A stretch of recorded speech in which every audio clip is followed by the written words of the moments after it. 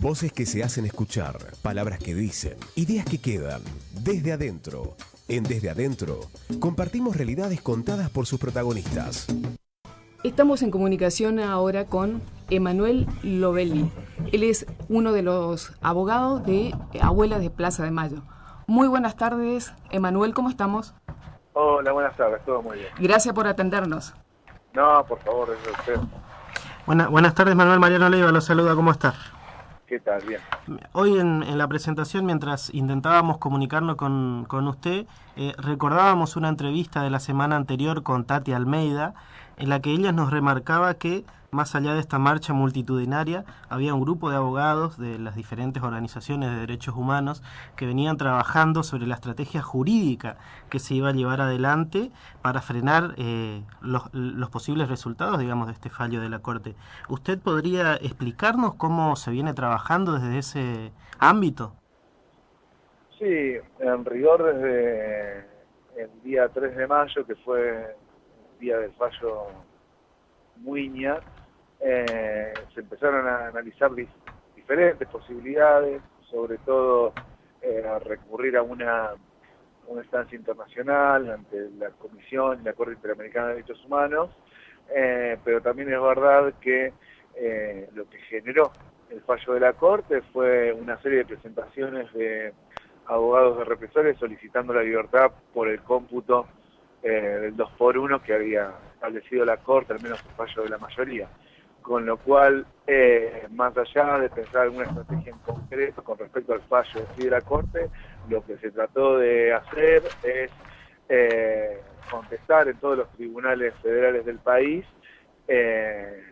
justamente los pedidos de excarcelación por el 2x1 y bueno, tratar de dar nuevas razones a los diferentes tribunales para que no aplicasen el criterio de la mayoría en el fallo Muiña, y creo que en ese sentido también los diferentes tribunales federales han respondido negándose a cumplir el fallo de la Corte, porque consideraron ellos también lo mismo que considera la sociedad en general, ¿no? Que estos crímenes o quienes perpetraron estos crímenes no son pasibles de ningún tipo de beneficio como el cómputo de la ley del 2x1. Manuel, la mayoría de los jueces que se negaron a cumplir con esta medida, ahora bien, vamos a suponer que se niegan a cumplir algunos jueces con esta medida y el represor que quiere acceder a ese beneficio apela a la Corte Suprema. En esa instancia, ¿qué pasaría? Bueno, de hecho, en el día de ayer la Corte comunicó que todos los expedientes que tenía pendientes de represores solicitando el 2x1, así como lo hizo Muiña, la Corte decidió convocar a todas las partes y unificar todos esos expedientes individuales para que todas las partes expongamos nuestros motivos con respecto a la interpretación de la ley 2x1, sobre todo teniendo en cuenta la sanción de la ley 27.362, que fue la que Senado en esta semana y que promulgó el presidente en el día de ayer, con lo cual ahora se abre un impasse que va a tener una resolución, creemos nosotros que entre el mes de junio y julio, donde la Corte nuevamente se va a pronunciar sobre la validez de la 24.390, en particular el artículo 7, pero teniendo ahora sí en cuenta nueva ley que le fijó una interpretación con respecto al 2x1, con respecto a crímenes de lesa humanidad. Si bien el instrumento legal nuevo es válido, no hizo más que recoger los estándares internacionales con respecto a este tipo de medidas beneficiosas para los imputados, o mejor dicho, los condenados, pero que no deben aplicarse para los criminales de Estado, justamente por la magnitud de los crímenes que cometieron. Doctor, buenas tardes, Víctor Ocampo le saluda. Buenas tardes. ¿Qué interpretación hace usted con respecto a esta medida sorpresiva por parte de la Corte Suprema? Me refiero al caso Miuna.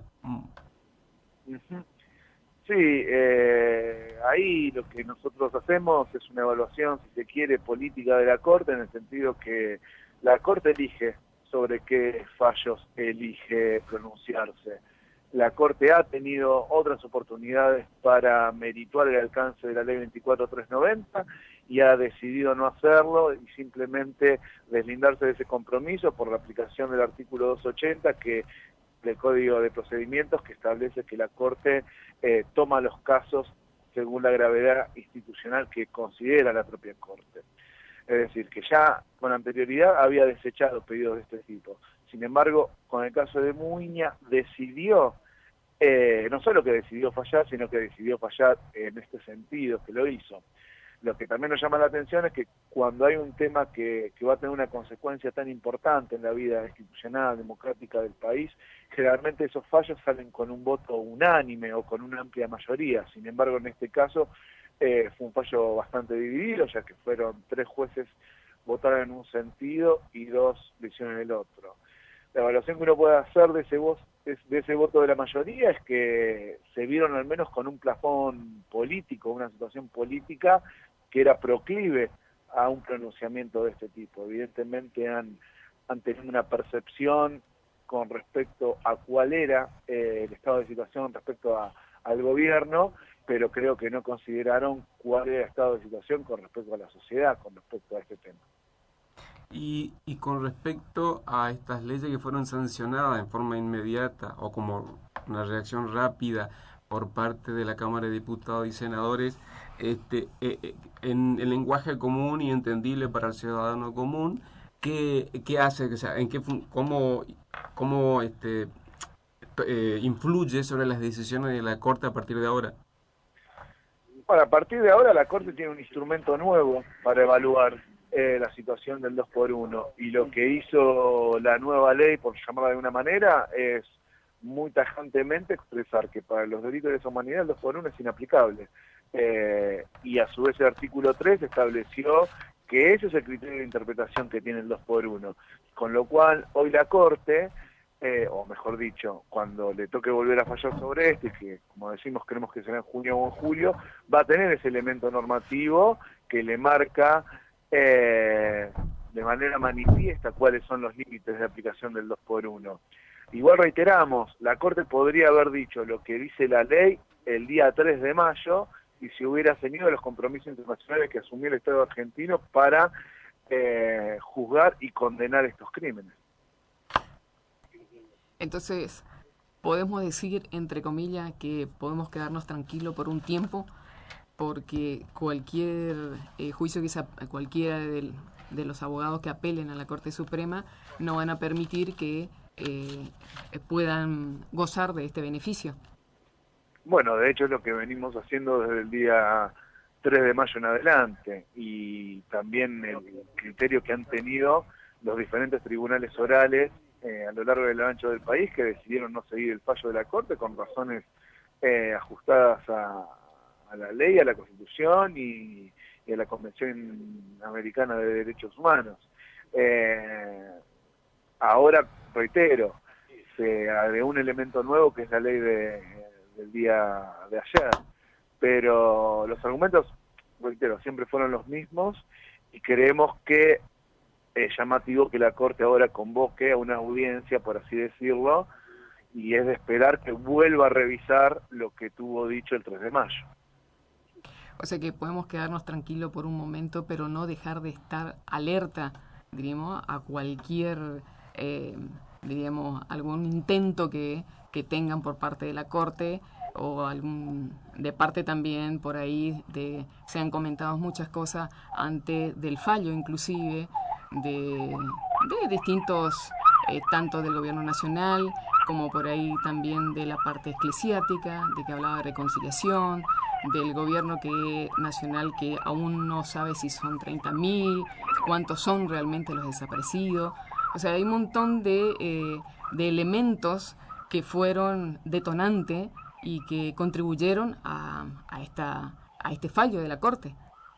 Sí, yo creo que más que tranquilos tenemos que ser cautos, porque así como es inesperado el fallo del día 3, puede ocurrir algo que no lo tengamos pensado, y sobre todo, confirmando lo que vos decís, acá ha habido una serie de medidas y una serie de declaraciones públicas por parte de los diferentes integrantes del gobierno que no hacen más que esmerilar esta situación, que más allá de las señales positivas que hemos recibido de los diferentes tribunales, la situación hoy está lejos de haber sido resuelta, sino que es una batalla constante y que hay que dar en cada expediente. Con lo cual, si bien hemos logrado avances con respecto a lo que fue el 3 de mayo, y de hecho la respuesta popular fue lo que motivó todo esto, una plaza de Mayo colmada y desbordada, y diferentes plazas en diferentes ciudades del país también así lo han hecho, y eso fue lo que terminó doblegando el fallo de la Corte, no solamente los escritos que podemos hacer nosotros los abogados. Y de hecho también fue ese espíritu popular el que hizo que el Congreso se moviera tan velozmente. No lo hicieron los diputados y los senadores, sino que lo hizo el pueblo, que traccionó justamente su propia voluntad popular a través de sus representantes. Voces que se hacen escuchar, palabras que dicen, ideas que quedan desde adentro. En Desde Adentro compartimos realidades contadas por sus protagonistas.